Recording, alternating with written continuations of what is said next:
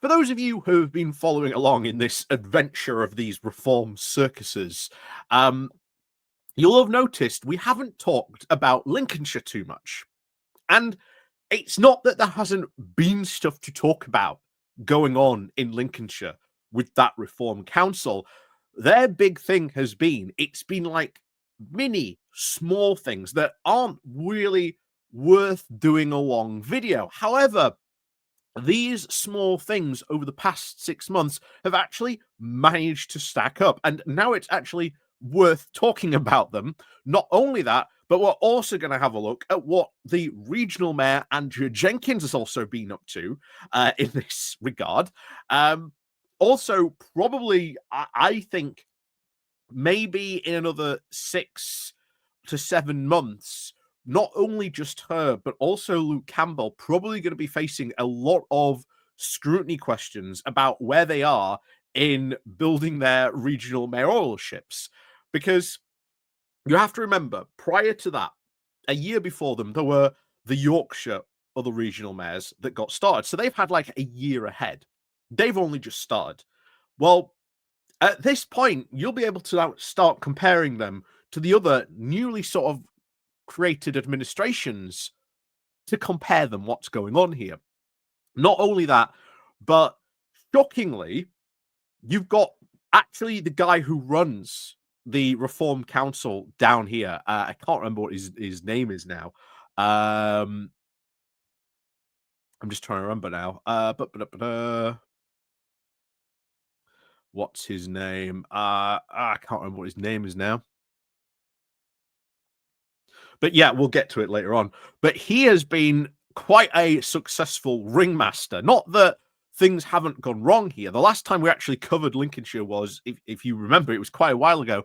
It was almost right at the start where he actually did something which was out of order. He actually came in midway through a reform meeting and directed a reform member what to say and what to do and how to respond to this question, which you may remember was very, very unusual at that point.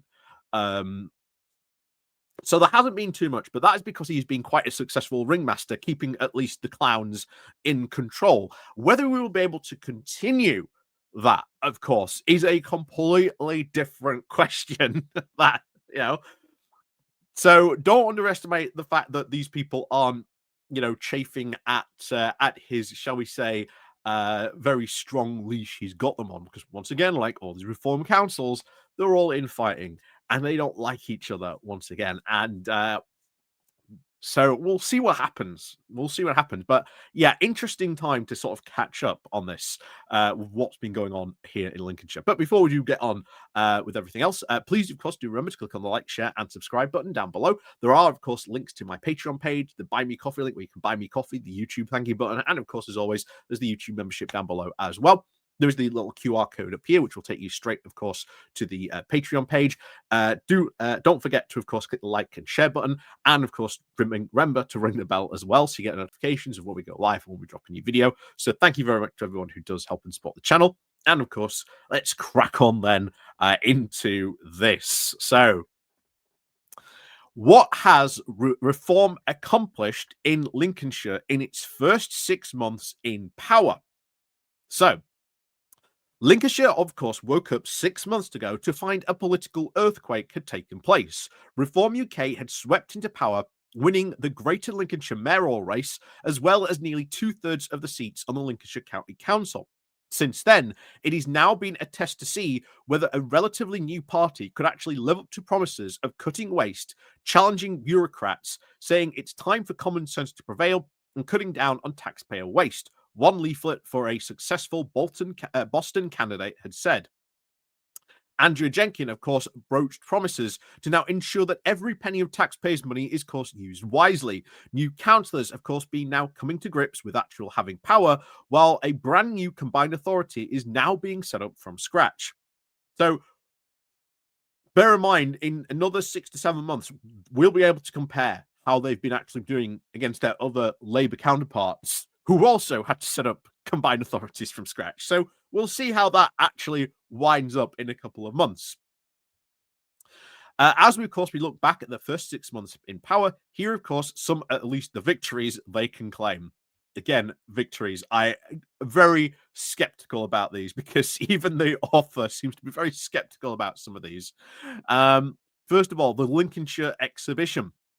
One of Mayor Andrew Jenkins' key election pledges was, of course, a landmark event and showcase of the best of Lincolnshire.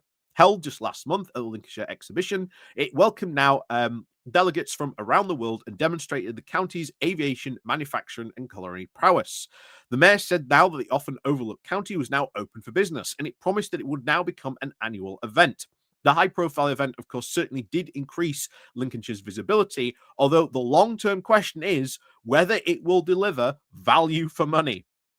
So, Andrew Jenkins, we're going to have a brand new exhibition. I'm going to spend all this taxpayer money. Will it be value for money?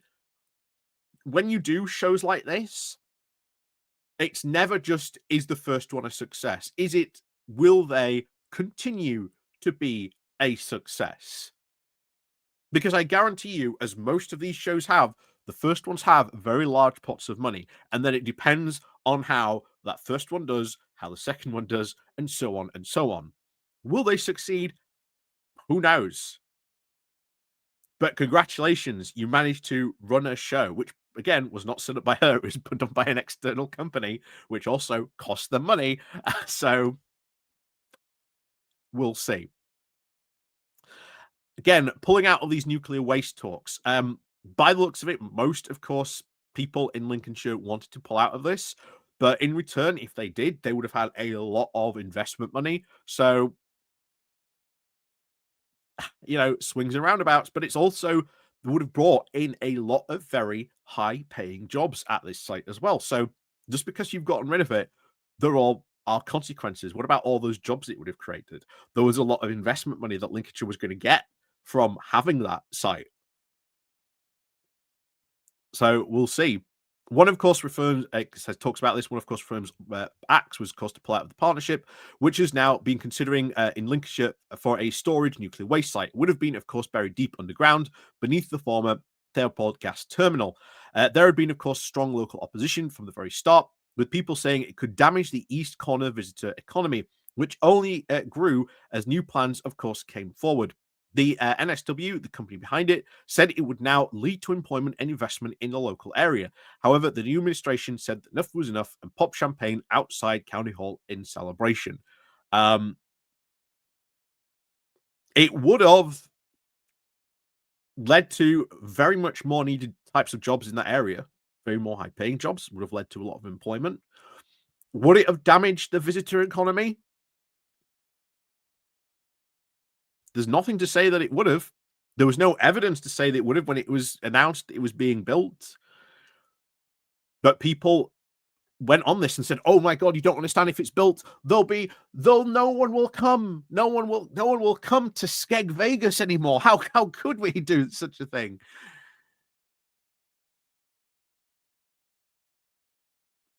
Didn't really seem to affect any of that either. And then this was a really weird one. A new way to fix roads. Again, it's not a new way to fix roads at all. It's potentially a giant waste of money.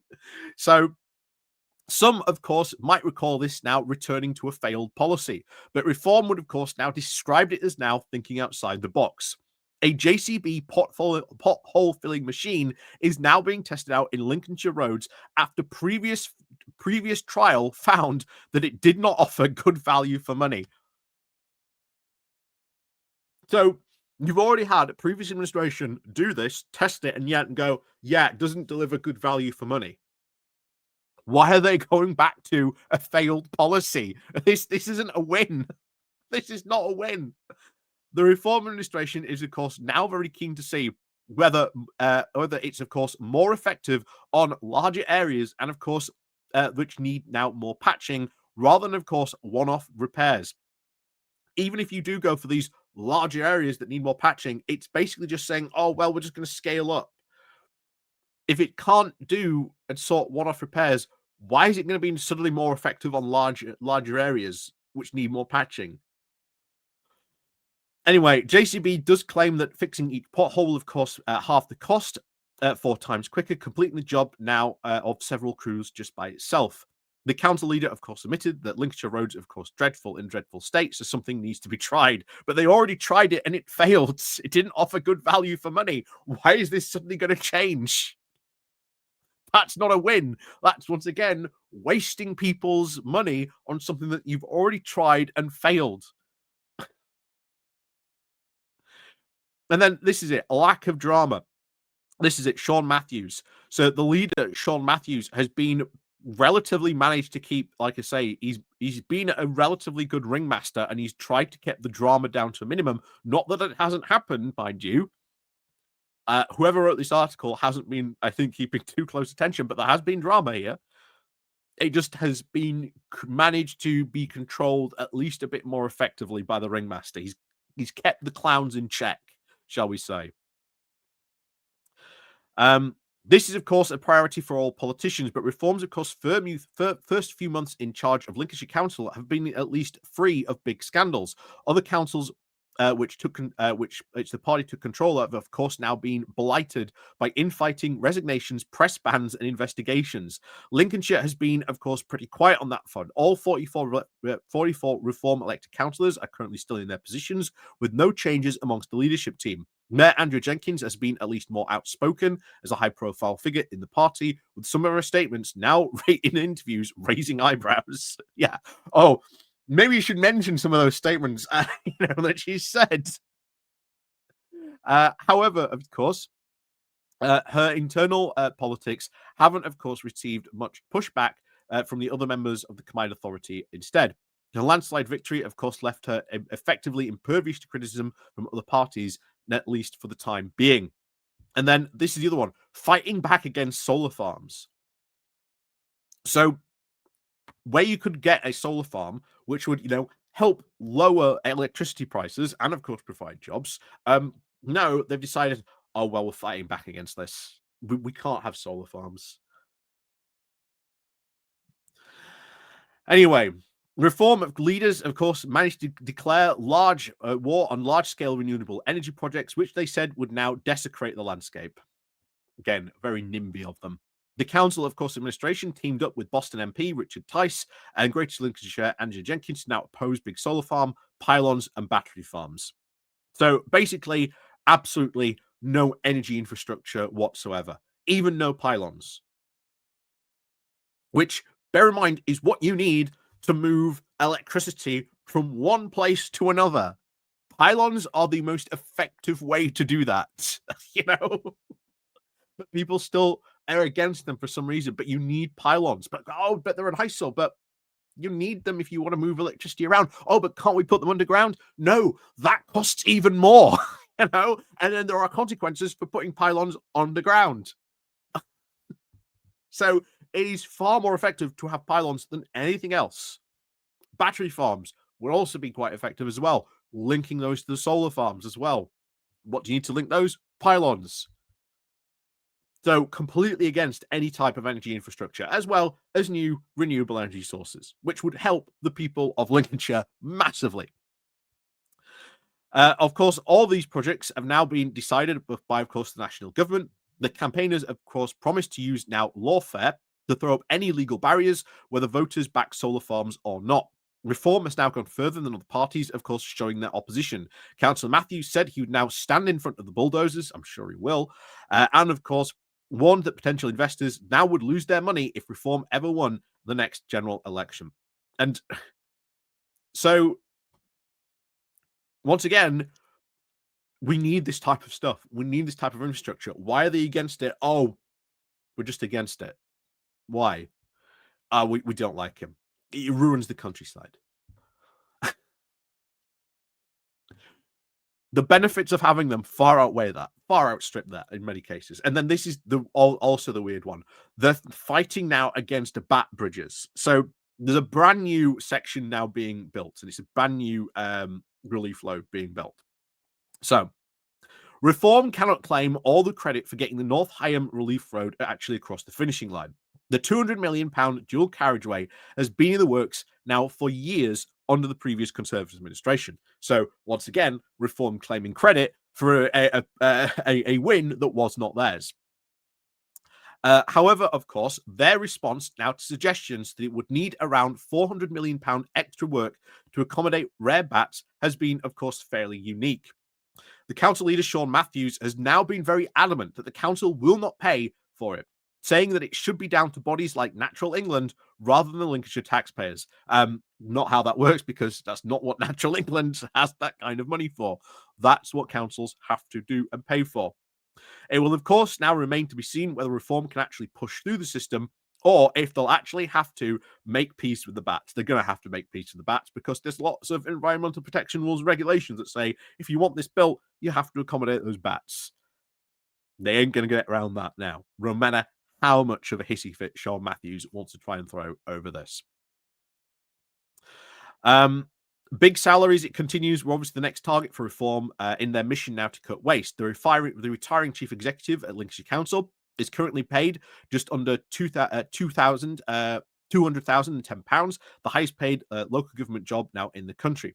The successful applicant will now start the role at 2,400 following a review, although they do say they will have had a chance to raise it up to £230 with pay increases for performance at least every 2 years. The council says this now puts it in line with now similar authorities. So, oh yeah, we're gonna cut waste, and then potentially now they're going to be paying the next chief executive more. Bear in mind, I've said this before.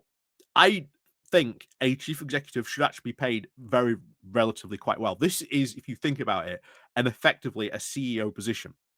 So they should be at least similarly, paid jobs, because you want to attract good talent. You want to get good people into these positions. And if you want to attract good people into positions, well, then you have to pay well.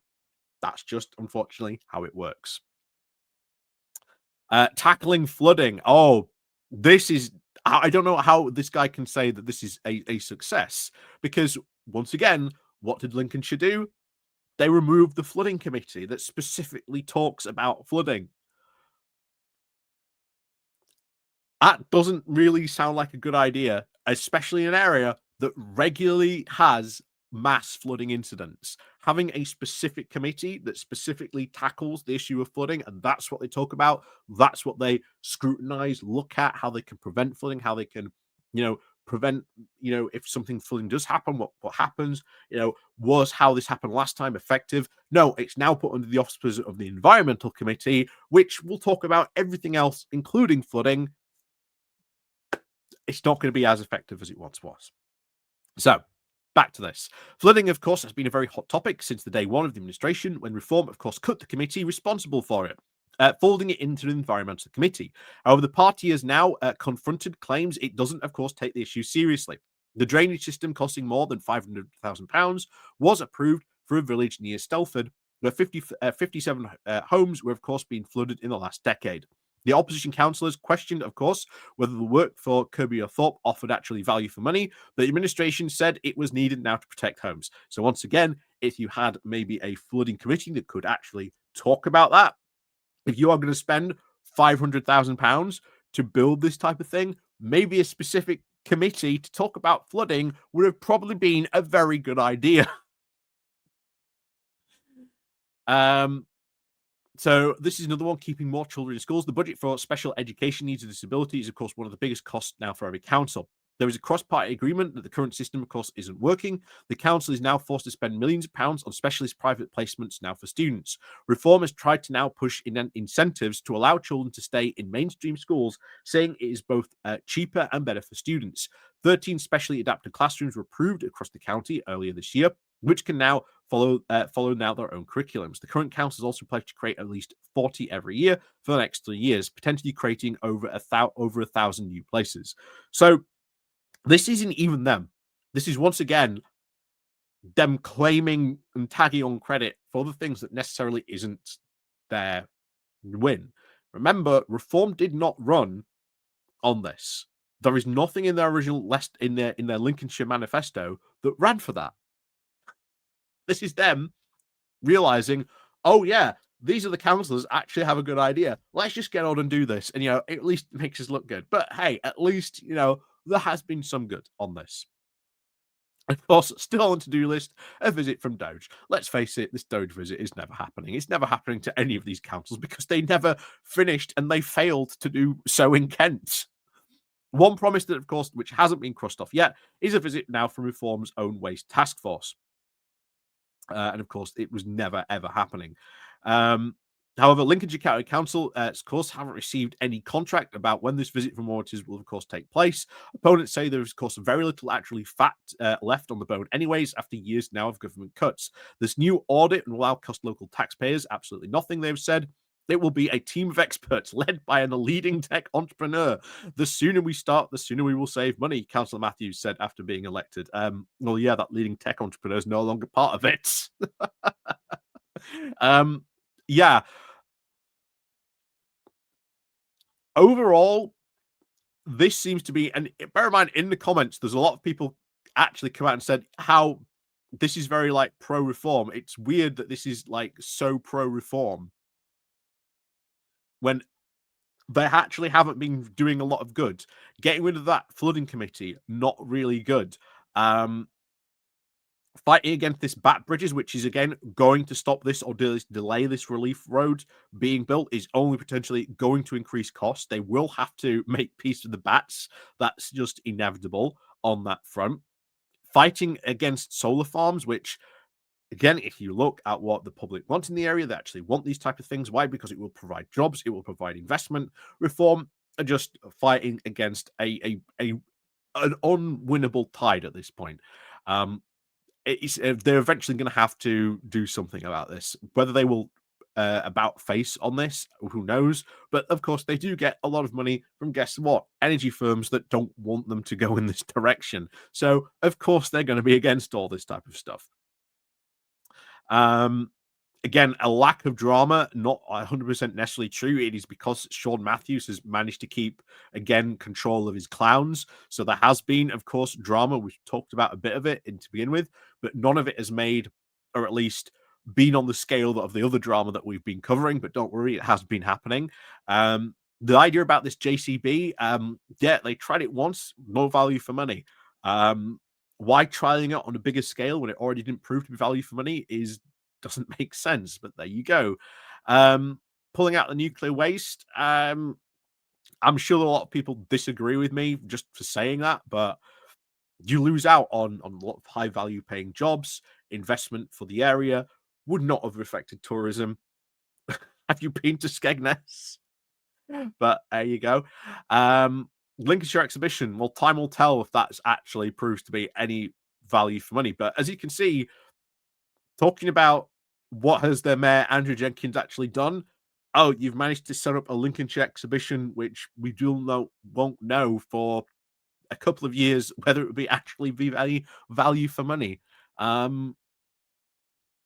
It's not a very impressive 6 months, to be honest. If we're being honest, doesn't very much to come close to being a good. The only reason why they look good compared to other reform councils is that Sean Matthews has managed to keep, being the ringmaster, has managed to keep a grip on his clowns, at least in this time at the moment. Andrew Jenkins, of course, being very outspoken, making lots of weird comments still. Of course, it's Andrew Jenkins, who wouldn't? But yeah, she won't be mayor for too much longer because she'll jump to be an MP. Absolutely. First opportunity she gets. So she won't be there for long. And then, of course, you'll have the options of when they start being compared. Well, where's your local authority now? How long is it compared to, again, other regional mayors who also set up a year before them, but they've already been set up. They've got stuff going. Where are you guys on this front at the moment?